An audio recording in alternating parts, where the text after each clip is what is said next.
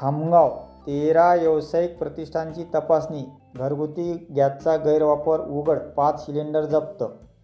जिल्हाधिकारी, जिल्हा पुरवठा अधिकारी यांच्या आदेशाने दिनांक 20 मार्च रोजी शहरालगत तसेच शहरातील व्यावसायिक प्रतिष्ठानांवर तहसील कार्यालय खामगाव येथील भरारी पथकाने धडक कारवाई करत 13 ठिकाणी तपासणी केली. या तपासणीत काही व्यावसायिकांकडून घरगुती गॅस सिलेंडरचा सर्रास वापर होत असल्याचे निदर्शनास आले. नियमाचे उल्लंघन केल्याप्रकरणी 5 घरगुती गॅस सिलेंडर जप्त करण्याची कारवाई करण्यात आली आहे.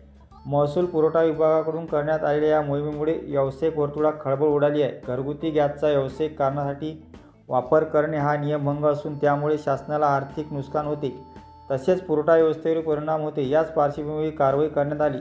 सदर कारवाई तहसीलदार सुनील पाटील यांच्या मार्गदर्शनाखाली पार पडली.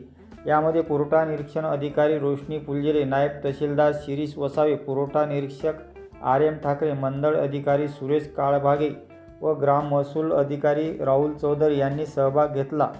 दरम्यान अशा प्रकारच्या कारवाया पुढे सुरू राहणार असल्याचा इशारा प्रशासनाने दिला असून व्यावसायिक प्रतिष्ठानांची घरगुती गॅस सिलेंडरचा वापर करू नये, अन्यथा जीवनावश्यक वस्तू कायदा 1955 अंतर्गत कठोर कारवाईला सामोरे जावे लागेल, अशी प्रशासनाकडून स्पष्ट करण्यात आले आहे.